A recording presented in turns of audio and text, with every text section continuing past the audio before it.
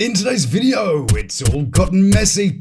Also coming up, we've got Derick having a realization. Don't make sense. Moomoo Mama gets outsmarted by a padlock. Yeah, I don't want to try to understand. I just want to go. Kayleigh has a realization. We can't live like this. Gigi is deflating. Emily's stating the obvious. I have no shame. And I think we've met the best cast member this season. All this and more right here on the Lawd Lukan channel. Hello and welcome to Lawd Lukan. It's time to grab your snacks and emotional PPE as I give you a booster from this week's episode of Love During Lockup. Good day, salut, and buenos dias to you. Big loves to those who've subscribed, you beautiful people. And a clase azul ultra tequila to the lords and ladies of the Lukan Manor. Well then, mon petit point, we start our soiree of silliness in Maryland today. And the people that named the bits of Maryland certainly had a sense of humour. There's a place called Intercourse, which is near Paradise. And if you're going to have intercourse, you must make sure you visit mutual consent. Or if that's not your thing and you prefer a bit of Hancock, you could take in a little bit of Cuckold Park. They've also got an accident, an issue, Jamaica Point. I think she did it willingly. Assa Woman. Or in England, as we say, arse a woman, Funkstown. And then there's Crapo, which is a bit boring. And a boring, which is a bit crapo.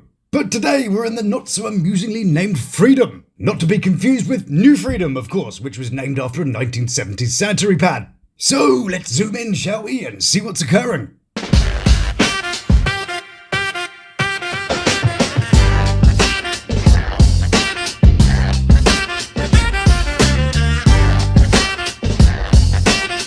Bonita is leaving the scene of the criminally genius double-looking mission, where she's trying to stop Gigi and Moomoo Mama from discovering that she's sold a bunch of Moomoo stuff. And as they make their way there at a staggering 3 miles an hour, Bonita makes good her escape. Okay. Oh, be careful, that's an antique, you know. Don't just go around slamming doors. You can even hear a little warning beep as she's driving away. Some freaking dinner. She should have spent a bit of that money that she made on this little beauty, shouldn't she? Or maybe just had it put down, as a sort of an act of kindness. And as Bonita is leaving, the girls are arriving. Look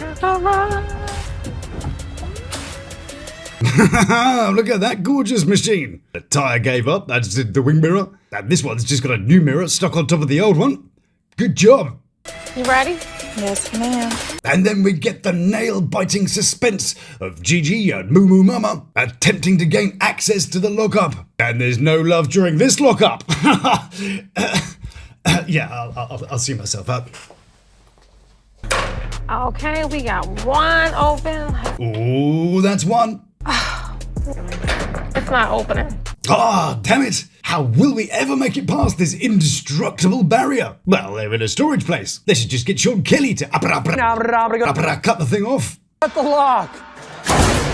See, just get the guy to cut it off. Didn't you see the show Storage Hunters? That's some hair there, isn't it?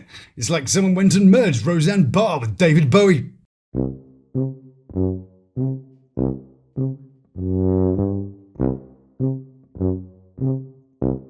They even did a UK version with a man who won the Nobel Dickhead Prize. 500 monkey boom! Dude, I'm gonna have a low tolerance for you being a dip. Yeah. Anyways, Professor Nikita is trying to figure out the conundrum of the mystery lock. Why is the two locks and why won't this open? Probably something to do with, the padlock. I mean, I'm no door expert, but I do believe the lack of openy bits is largely down to the surplus of sort of locky bits. Again, just get the guy to cut it off. It makes no sense. I'm not sure. It makes no sense. Get the guy to cut it off. Still, we shouldn't really mock the afflicted. Maybe they melted her brain at the same time they melted her hair. It's like she went to the hairdressers and said, well, I like hair, but I also like melted chocolate. Nailed it. But luckily, Nikita brought with her somebody with a functioning brain. I mean, it's given she don't really want us to get his stuff. Finally! Good job, Gigi. So, Bonita's 200 IQ plan is going quite well so far. She's managed to mystify Moomoo Mama with a padlock, but Gigi's not falling for it. Meanwhile, in the passion wagon... The storage unit is literally just a decoy to buy me some time. No wonder the camera car's keeping his distance. That thing looks like it's going to fall apart going at that speed. Look at the thing shaking. It's even making Bonita's arm vibrate. But right now, the only vibration that Bonita's feeling is the satisfaction. Right now, I'm feeling like, we did it, Joe. We did it. Woo. Well, don't go counting your chickens till you've got the fox out of the coop. Also, you need to kind of make it home before your turd bucket car expires on the highway. So, during the escape, she takes us through the things that she sold. Sold the car, the Infinity. Infinity, worth between 4 and 12k, depending on the model. Cartier bracelet, stuff like that. Cartier bracelets started around 3,500. I sold a few pairs of shoes, a Mary's Balenciagas, some Cartier frames. Cartier frames started about $1,000. Why do your mother need your stuff? His mother got a cat. He don't like animals. But it's all fine because she thinks or knows that something's up. So to her, effectively stealing a few $1,000s worth of stuff is totally the same as being misled. My stuff even at the store, she's supposed to have my stuff with her. Like, That's what I'm trying to figure out. That's what I was saying. I was confused. I still don't really understand how she managed to sell the car without the paperwork. But I'm guessing that she sold it to the kind of person that doesn't really worry about that sort of thing. Meanwhile, back at Storage Hunters, and Gigi Moomoo Mama have called the man himself. I'm not understanding why it's 2 locks for here and I can't get it open. Because there's 2 bloody locks on it. Bloody hell. But while Nikita is busy bothering her brain cell with some high-powered thinking, Gigi and Moomoo are thinking a bit more, sort of with their brains, and are wondering what Bonita's really up to. like, what's the point of even doing that? And it all reminds Gigi of why she hasn't bothered dating for the last 3 years. I can't take the baby mothers, like, it's just... Well, here's a novel suggestion. How about you get a guy who doesn't have a baby to be mummying? But in all fairness, at a certain age, that does become a little bit more difficult. Maybe there's some nice guys in Baltimore. Maybe an upstanding citizen or something. What about the mayor? He looks like a nice, handsome young man. Blimey though, look at these other people. This guy's having a flashback to Nam. This guy's got glasses thicker than Moomoo's mum. This woman is just surprised to be there. And this woman's having a whale of a time. New knickers for Linda. Although it does seem that Mayor Scott is already busy repopulating Baltimore. Although it looks like someone stole his kid's yo-yo. And he's got his dad over here, just dragging him in out of the garden. Yeah, don't worry about it. You're only going on an official photograph, don't worry. I do love shots of government officially type people. They're probably very good at money and stuff, but massively inept at having their picture taken. It's like they just forget that they're standing in public, or they just sort of forget how to stand in public. Take Fanny and friends over in Fulton County. These 2 fell asleep and this one can smell a fart. And of course she's called Fanny, which is hilarious in England. And then there's this one, where the security guy's busy checking out her butt. Or this one, don't hold yourself like that, Peter. Looks like you're about to urinate up the woman next to you. And then there's this. This is a wreckage of people, isn't it? This guy's standing there with his leg cocked and a knee halfway down his shin at the world's longest time. She's been photoshopped in afterwards. This guy here is about to eliminate somebody. I like her though, very glamorous. And then Brian here. Brian, camera's this way, Brian. Anyway, where was I? Got a little distracted as usual. Oh my gosh. Yeah, I know, right? But when she tries to rationalize the whole relationship thing, she just comes out with the standard response that people in unstable relationships usually give. This is the man that I love, so... Ah, yes. Love. The universal reason for putting up with someone's crap. The default answer to the eternal question. The one-size-fits-all justification for accepting less than you deserve. And Moomoo has his own theories on why Bonita is doing what she's doing. And it's totally got nothing to do with the fact that he's playing a... Bonita, she is Scorpio. Like, she really don't play with me. That's why she's not just going for anything. Ooh, I'm a Scorpio too. But I don't go around locking people out of storage containers. I did once take a sharp implement to entire wardrobe of somebody that cheated on me. I cut the crotch out of every single item of clothing that they wore. I figured that if she was an easy access kind of person, maybe she'd appreciate an easy access kind of wardrobe. See, how generous and kind of me. But yeah, I'm nothing like Bonita.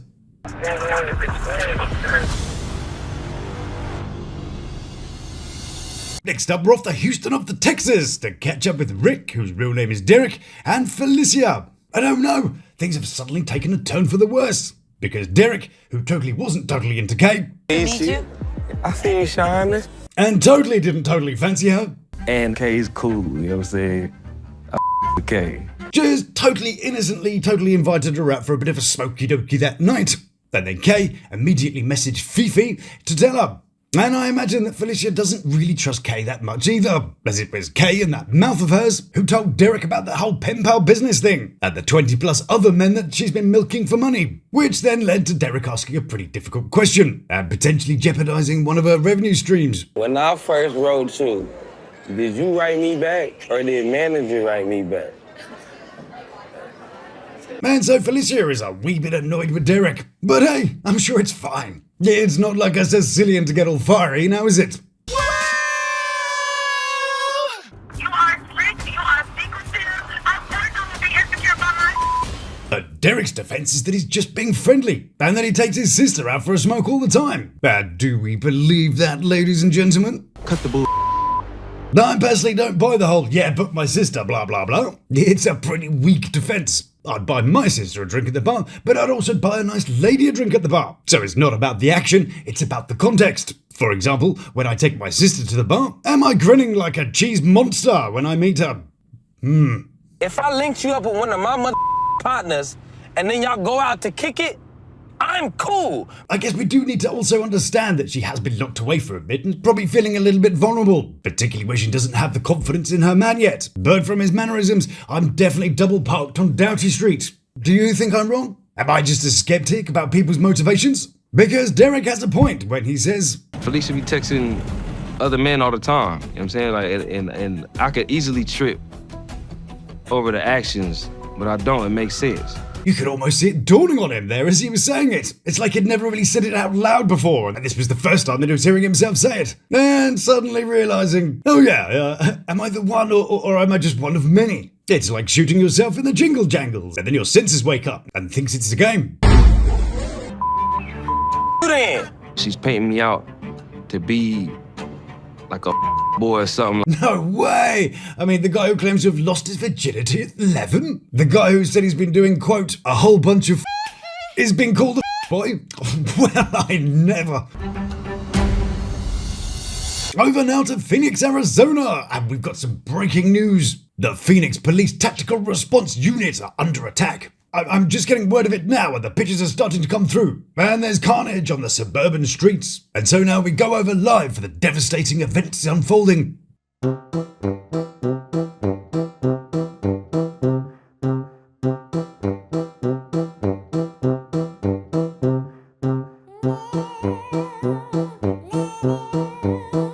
Meanwhile, over at Kayleigh's place, and there's carnage unfolding there too. Yes, indeed. She's about to have some boudoir photos taken by her cousin. And I mean, if he never calls me again, then I guess I have sexy pics to start an OnlyFans with.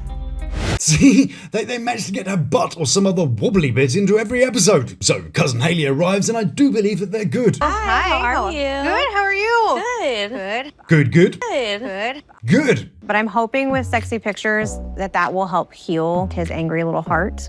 Either that or it'll scar him for life, so, 50-50. And I decided that I hate her cousin in the first minute. Why? Well, she does this thing where she's taking pictures. And as a guy who's been doing photography for well over 20 years, it absolutely boils my bloody bits. It's this. Okay. 1, 2, 3. Don't 1, 2, 3. She's not a kid. Don't count people in. Let the picture flow naturally. They'll just start to brace themselves if you count. Say something like, yeah, that's great, or you look fantastic, and then just take the picture. Make it part of the flow of direction and pose. And don't hold the camera like it's a bloody phone. Look down the viewfinder. Then you get a whole eyeful of the picture, and you get to spot the little details. And she's shooting on auto, too. Well, at least we haven't had another close-up of Kayleigh's butt in this episode. Beautiful. Damn it! I think it's just a bit of a pervy cameraman. I think he's a bit of a bum man. Then we get saved by a call from Michael in another one of typically conveniently timed calls, and he's called to moan at her for not standing up for his mother, even though she was stuck between a rock and a slightly dense place. Oh, and for being crap at money too, and is expecting her to totally sort his life out before he gets out. Like I said before, I think he's just looking for a mummy 2.0. Like, you got the money for the car, all that's done, you got my credit card, my debit cards, all that ready for me. So when I get out, I can just get a job, hit the ground running, right? Yep, everything's set up for you. Where does this guy get off though? He's been saving money whilst milking hers, then expecting the world to be all ready for his entitled exit from prison. Granted, she's not perfect. Those cards of his, all 5 of them, that she couldn't use in the shop in another episode, they may not be quite as ready as she says they are. Or maybe she'll just figure how to figure that one out in the figurative future. He has $6,000 in fines and I maxed out 2 credit cards in his name. So eventually, I'm gonna have to be a little bit more honest about it. Whoops. And then Mr. Entitled, who's clearly a bit blinded by the light shining out of his butt, decides to give her an ultimatum. Either she sorts it out while he's in the halfway house for 5 months, or he's checking out of the relationship. I'm giving you 5 months to make sure that you got everything together before I come in a home confinement. So you're gonna give me 5 months? Yes, indeedy. You may have held on for a few years while your partner's in prison, promised to support him in sickness and in health, adjusted the kids to the idea of having another new daddy. But if you don't bother him and sort all his crap out, that's it. This guy's just another mummy's boy with no balls, really, isn't it? We see a few of them on this show. He's the man, apparently. He should be the one supporting his family and providing security. You know, like a real man should do. Not a mummy's boy with an entitlement issue. Or is it me? Am I just old-fashioned now? I gotta rely on people promising me anything because I have my own stuff. Your stuff that other people got for you. Wow, you the man. I blame Angel, though, his mother, for enabling this type of behaviour. Right, let's do one more segment, and I regret to inform you that it's a Justin and Emily one. And today, Emily's off to meet Justin's grandma, who raised him most of his life due to his mother's schizophrenia and drug abuse, and the woman that he lived with when his mother sadly passed away in 2019. Don't worry, I'll be nice and loosened up. I'm bringing her a bottle of Chardonnay. She looked like she was going to vomit when she said that. Must be a super lovely expensive bottle, that one. Which is kind of uncanny, because I feel like vomiting when she talks too. So, how's this conversation going to go? Hey, Grandma, I'm a hugger. Well, who cares what she's got to say? Because Paulette is my new favourite character this season. In fact, it could be of all the seasons. Move over, mid-shave shack. Sorry, Gates. But there's a new sheriff in town. I'm not bothered by Emily's profession because everything's a little corrupt these days anyway. That's probably the least corrupt. You've got to love her, right? And then, guess what? Justin happens to call. Generally, the phone calls are a bit myrrh and sort of padded out miniature arguments, or more like bickering, really. But I think this one is definitely worth hearing. He's not here to call about content, but he is calling about money. But this excuse is a real doozy. Able to get 6K together so that I can put it in with my boys so we can invest it in this crypto. Oh, yes, crypto. The scam of choice for all poor deluded fools with more money than sense. Except in Justin's case, he's got neither money nor sense. He wants to chuck $5 grand into a crypto project so that someone could pull the rug on him. Is he stupid? Well, yes, but that's not the news. But getting scammed into some kind of NFT or whatever this is news of a new low in brain activity. Where the do you expect me to pull 6K out of my coochie? Because they ain't coming out my ass. Some people spend their whole lives dodging the weight of their own choices. They want the title of leader without all of the cost, the loyalty without the effort, the support without ever offering a steady hand in return. But being the head of a family isn't about demanding to be carried. It's about standing firm when the people who love you need somewhere more solid to lean. It's about keeping your word even when it's inconvenient, and showing up even when nobody's watching. Because in the end, strength isn't measured by how loudly you talk, but by how quietly you keep your promises. And love isn't about who promises to stay, it's about who actually does. Thank you so much for joining me here at the Manor today. It is, as always, a massive pleasure to have you here with me. I was planning on doing it live this week, but I've had a wee little problem scheduling the guests. But I guarantee I will get to it as soon as I can. And again, it's been a pleasure having you here. Let's do it again sometime, shall we? So, if you like what I do, then please do like, subscribe, and check out one of these little beauties. And until I see you again, stay beautiful, love to my 3, and you take care of yourself. Please subscribe now for our live. Thank you.